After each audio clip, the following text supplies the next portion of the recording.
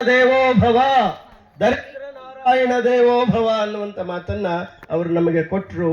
ಹಿಂದೆ ಹೇಳಿದ್ರು ಅವರು, ಹಿಂದಿನ ಕಾಲದಲ್ಲಿ ದೇವರನ್ನ ನಂಬದೇ ಇರುವವನನ್ನ ನಾಸ್ತಿಕ ನಾಸ್ತಿಕ ನಾಸ್ತಿಕ ಎಂದು ಹೇಳುತ್ತಿದ್ದರು.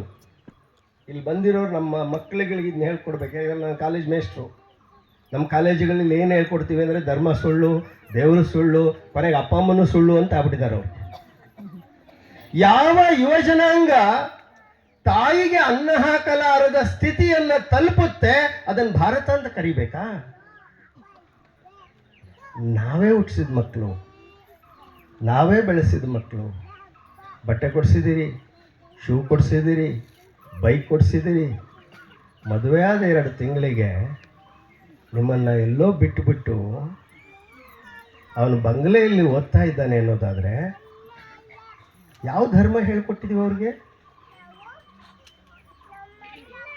ಈ ಪ್ರಶ್ನೆಗೆ ಉತ್ತರ ಹುಡುಕೊಂಡ್ರೆ ಮಾತ್ರ ದುರ್ಗಾಶಕ್ತಿ ಋಷಿ ಪ್ರಜ್ಞೆಯ ಆಂದೋಲನ ಸಾಧ್ಯ ಆಗುತ್ತೆ. ಋಷಿ ಪ್ರಜ್ಞೆ ಅಂದರೆ, ಋಷಿ ಅಂದರೆ ನೇರವಾದ ದಾರಿಯಲ್ಲಿ ನಡೆಯೋರು, ರುಜು ಮಾರ್ಗದಲ್ಲಿ ನಡೆಯುವವರು ಯಾರೋ ಅವರು ಋಷಿ. ಅದನ್ನೇ ಬಸವಣ್ಣವರು ನುಡಿದಂತೆ ನಡೆ, ನಡೆದಂತೆ ನುಡಿ ಅಂತ ಹೇಳಿದರು. ಬಹುಶಃ ಈ ರೀತಿಯ ಒಂದು ದೊಡ್ಡ ಪ್ರಜ್ಞೆ ಕೆಲಸ ಮಾಡಿದೆ. ಹಾಗಾಗಿ ದರಿದ್ರ ನಾರಾಯಣ ದೇವೋಭವ ಅನ್ನೋ ಮಾತ್ರ ಹೇಳಿದರು. ಸಮಯ ಹೆಚ್ಚಿಲ್ಲದೆ ಇರೋದರಿಂದ ನನ್ನ ಮಾತಿನ ಅಂಚಿಗೆ ಬರ್ತೇನೆ. ವಿವೇಕಾನಂದರು ಆಗಲೇ ಪೃಥ್ವಿಜಿತ್ ಹೇಳಿದರು, ಯಾಕೆ ವಿವೇಕಾನಂದರು ಬಂಡೆ ಮೇಲೆ 3 ದಿನ ಹತ್ತರು? ಕುತ್ಕೊಂಡು ಧ್ಯಾನ ಮಾಡಲಿಲ್ಲ ಅವರು.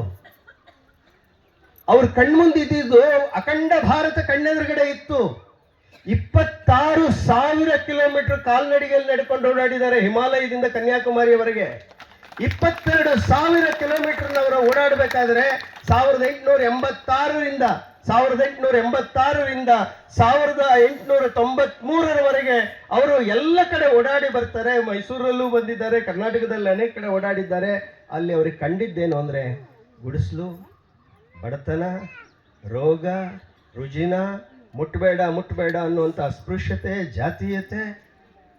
ಇದೇ ಭಾರತನ ವೇದ ಕಾಲದಲ್ಲಿ, ಉಪನಿಷತ್ತುಗಳ ಕಾಲದಲ್ಲಿದ್ದ ಭಾರತ ಇದೇನಾ ಇದು? ಬ್ರಿಟಿಷರ ಗುಲಾಮತನದಲ್ಲಿ ಅತ್ಯಂತ ದಾರುಣ ಸ್ಥಿತಿಗೆ ಹೋಗಿದೆಯಲ್ಲ. ಇದಕ್ಕೆ ಪರಿಹಾರ ಏನು? ಇದೊಂದೇ ಪ್ರಶ್ನೆ ಅವ್ರ ಕಣ್ಮುಂದೆ ಬರ್ತದೆ. ಹಾಗಾಗಿ ಅವರು ಹಿಂದೂ ಮಹಾಸಾಗರಕ್ಕೆ ಈಜ್ತಾರೆ, ದಡದಲ್ಲೂ ಕೂತ್ಕೊಳ್ತಾರೆ. ಅವ್ರ ಕಣ್ಣಲ್ಲಿ ಧಾರಾಕಾರವಾಗಿ ನೀರು ಸುರಿತಿರುತ್ತೆ. ಅವ್ರ ಕಣ್ಮುಂದಿದ್ದು ಎರಡೇ, ಒಂದು ಭಾರತ ಮಾತೆ, ಇನ್ನೊಂದು ರಾಮಕೃಷ್ಣ ಪರಮಹಂಸ. ಭಾರತ ಮಾತೆಯ ಬಿಡುಗಡೆಗೆ, ಭಾರತ ಮಾತೆ ಜಗದ್ಗುರು ಆಗೋದಕ್ಕೆ, ಭಾರತ ವಿಶ್ವ ಕಲ್ಯಾಣವನ್ನು ಸಾಧಿಸೋದಕ್ಕೆ ದಾರಿ ಯಾವುದು ಅನ್ನೋ ಪ್ರಶ್ನೆಯನ್ನ ವಿವೇಕಾನಂದರು ರಾಮಕೃಷ್ಣ ಪರಮಹಂಸರಿಗೆ ಕೇಳ್ತಾರೆ. ಆಗ ರಾಮಕೃಷ್ಣ ಪರಮಹಂಸರು ಅವರಿಗೆ ಕೊಟ್ಟಿದ್ದೇನೆ. ಬಹುಶಃ ಅವಲ್ಲಿ ತೀರ್ಮಾನ ಮಾಡ್ತಾರೆ ಅಮೇರಿಕಾದ ಚಿಕಾಗೋ ಸರ್ವಧರ್ಮ ಸಮ್ಮೇಳನದಲ್ಲಿ ಭಾಗವಹಿಸಬೇಕು ಅಂತ. ಬಹುಶಃ ನೀವು ಗಮನಿಸಿ, ಅವರು ಚಿಕಾಗೋಗೆ ಹೋಗ್ತಾರೆ, ಪತ್ರ ಕಳ್ಕೊಂಡಿರ್ತಾರೆ, ಅವರಿಗೆ ಪರಿಚಯ ಪತ್ರ ಕಳೆದೋಗಿರುತ್ತೆ.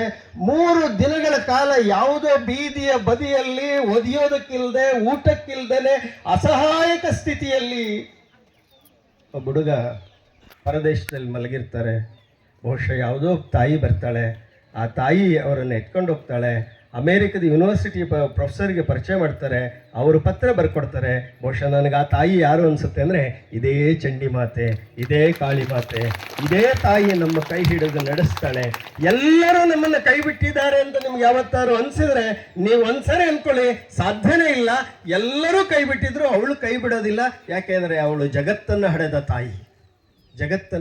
ತಾಯಿ. ಬಹುಶಃ ಅಂಥ ತಾಯಿ ಅವರಿಗೆ ಪರಿಚಯ ಪತ್ರ ಕೊಡಿಸ್ತಾರೆ. ಆಮೇಲೆ ಸರ್ವಧರ್ಮ ಸಮ್ಮೇಳನಕ್ಕೆ ಹೋಗ್ತಾರೆ. ಆಮೇಲಿನ ಕತೆ ನಿಮಗೆಲ್ಲ ಗೊತ್ತಿದೆ. ಬಹುಶಃ ಆನಂತರ ಅವರು ವಿಶ್ವವಿಜೇತ, ವಿಶ್ವಮಾನವ ವಿವೇಕಾನಂದರಾಗ್ತಾರೆ. ಇದಕ್ಕೆ ಮೂಲ ಕಾರಣ ಏನು ಅಂದರೆ ಅವರೇ ಹೇಳ್ತಾರೆ, ಶಕ್ತಿಯೇ ಪುಣ್ಯ, ದೌರ್ಬಲ್ಯವೇ ಪಾಪ. ಶಕ್ತಿಯೇ ಜನನ, ದೌರ್ಬಲ್ಯವೇ ಮರಣ. ಹಾಗಾಗಿ ಇವತ್ತು ನಾವು ಪೂಜೆ ಮಾಡಿರೋದು, ಹೋಮ ಮಾಡಿರೋದು ಆ ಶಕ್ತಿಯನ್ನು, ಆದಿಶಕ್ತಿಯನ್ನು. ಶಕ್ತಿಗೆ 2 ರೂಪ ಇರುತ್ತೆ, ಒಂದು ನೆಗೆಟಿವ್ ಎನರ್ಜಿ, ಇನ್ನೊಂದು ಪಾಸಿಟಿವ್ ಎನರ್ಜಿ. ಆ ಮಹಿಷಾಸುರನಲ್ಲೂ ಶಕ್ತಿ ಇತ್ತು, ರಕ್ತಬೀಜಾಸುರನಲ್ಲೂ ಶಕ್ತಿ ಇತ್ತು.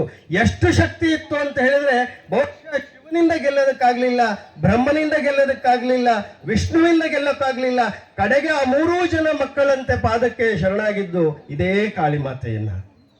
ಬಹುಶಃ ಆ ದುಷ್ಟ ಸಂಹಾರಕ್ಕಾಗಿ ಇಡೀ ನಾಲಿಗೆಯನ್ನ ನೆಲದಗಲ ಚಾಚಿದ್ಲು ಅಂತ ಒಂದೇ ಒಂದ್ಸರಿ ಕಲ್ಪನೆ ಮಾಡ್ಕೊಳ್ಳಿ.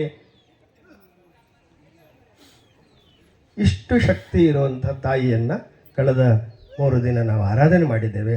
ಈ ಶಕ್ತಿ ದುಷ್ಟತೆಯನ್ನು ಸಂಹಾರ ಮಾಡಿ ಶಿಷ್ಟತೆಯನ್ನು ಕಾಪಾಡುವ ಶಕ್ತಿ. ನನ್ನೊಳಗಿನ ದುಷ್ಟತೆ ಇದೆಯಲ್ಲ, ಅದೇ ಮೊದಲ ರಾಕ್ಷಸ. ನನ್ನೊಳಗೆ ಕಾಮ, ಕ್ರೋಧ, ಮೋಹ, ಮದ, ಮತ್ಸರ, ಅರಿಷಡ್ವರ್ಗಗಳಿದಾವಲ್ಲ, ಆ ರಾಕ್ಷಸರನ್ನ ಗೆದ್ದಾಗ ಮಾತ್ರ ಹೊರಗಡೆಯ ರಾಕ್ಷಸರನ್ನ ಗೆಲ್ಲೋದಕ್ಕೆ ಸಾಧ್ಯ ಅನ್ನೋ ತತ್ವಜ್ಞಾನವನ್ನು ಕೊಟ್ಟ ದೇಶ ಭಾರತ. ಹಾಗಾಗಿ ಭಾರತದ ಯಾಕೆ ಇವತ್ತು ವಿಶ್ವಗುರು ಆಗಬೇಕಾಗಿದೆ, ಲೋಕ ಕಲ್ಯಾಣ ಆಗಬೇಕಾಗಿದೆ ಅಂದರೆ, ರಷ್ಯಾ ಮತ್ತು ಉಕ್ರೇನ್ ನಡುವೆ ಯುದ್ಧ ನಡೀತಾ ಇದೆ, ಇಸ್ರೇಲ್ ಮತ್ತು ಹಮಾಸ್ ನಡುವೆ ಯುದ್ಧ ನಡೀತಾ ಇದೆ, ಅನೇಕ ಕಡೆ ಭೂಕಂಪಗಳಾಗ್ತಾ ಇದ್ದಾವೆ. ಅಷ್ಟೇ ಅಲ್ಲ, ಬಹುಶಃ ಕೋಟಿ ಕೋಟಿ ರೂಪಾಯಿ ಇರೋರು ಆತ್ಮಹತ್ಯೆ ಮಾಡ್ಕೊಳ್ತಾ ಇದ್ದಾರೆ. ಗುಡಿಸಲುಗಳಲ್ಲಿ ಸುಯಿಸೈಡ್ ಆಗ್ತಿಲ್ಲ, ಬಂಗಲೆಗಳಲ್ಲೇ ಸುಯಿಸೈಡ್ ಆಗ್ತಾ ಇದೆ. ಆತ್ಮವಿಶ್ವಾಸದ ಕಡೆಗೆ ಹೋಗಬೇಕಾದಂತ ಋಷಿಪ್ರಜ್ಞೆ ಇರುವಂತ ದೇಶದಲ್ಲಿ ಆತ್ಮಹತ್ಯೆ ಕಡೆಗೆ ಯಾಕೆ ಹೋಗ್ತಾ ಇದೆ ಸಮಾಜ? ಈ ಪ್ರಶ್ನೆಗೆ ಉತ್ತರ ಕೊಡುವ ತಾಯಂದ್ರು, ಉತ್ತರ ಕೊಡಬಹುದಾದ ಗುರುಗಳು, ಉತ್ತರ ಕೊಡಬಹುದಾದ ಋಷಿಪ್ರಜ್ಞೆ ಈ ದುರ್ಗಾ ಶಕ್ತಿ ಸಪ್ತಸತಿ ಈ ಪಾಠ ನಾವು ಓದ್ತಾ ಇದೀವಲ್ಲ, ಅದರದ್ದು ಒಂದು ಮಾತನ್ನು ಹೇಳಿ ನಿಮ್ಮ ಮಾತು ಮುಗಿಸ್ತೇನೆ. ಆ ಪಾಠದಲ್ಲಿ ಪ್ರಾರಂಭದಲ್ಲಿ ನಿಮಗೆ ಒಂದು ಸುರಥ ಅನ್ನೋ ರಾಜ, ಇನ್ನೊಂದು ಸುಮೇಧ ಅನ್ನುವಂಥ ವ್ಯಾಪಾರಿ ಬರ್ತಾರೆ ಕೇಳಿ. ಆಮೇಲೆ ನೀವು ಕೊನೆಗೆ ಹೋದ್ರೆ ಯಾರು ಏನು ಕೇಳ್ಕೊಂಡಿರು ಅಂತ ನೀವು ಬರೀ ಓದಿದ್ರೆ ಗಿಳಿಪಾಠ ಆಗುತ್ತೆ. ಓದುವಾಗ ಕಣ್ಣಲ್ಲಿ ನೀರು ಬರುತ್ತಾ? ಓದುವಾಗ ಮೈ ರೋಮಾಂಚನ ಆಗುತ್ತಾ? ಓದುವಾಗ ತಾಯಿ ನನ್ನ ಕಣ್ಣು ಮುಂದೆ ಬಂದು ಒಳಗಡೆ ಆವಿರ್ಭವಿಸ್ತಾಳ? ಆಗ ಋಷಿ ಒಳಗಡೆ ಬರೋದಕ್ಕೆ ಸಾಧ್ಯ ಆಗುತ್ತೆ. ಗಿಳಿಗಳಂತೆ ಓದಿದರೆ ಅದು ಪಾಠವಾಗಬಹುದೇ ಹೊರತು ಪ್ರಜ್ಞೆ ಆಗುವುದಿಲ್ಲ. ಪಾಠ ಪ್ರಜ್ಞೆಯಾಗಬೇಕು.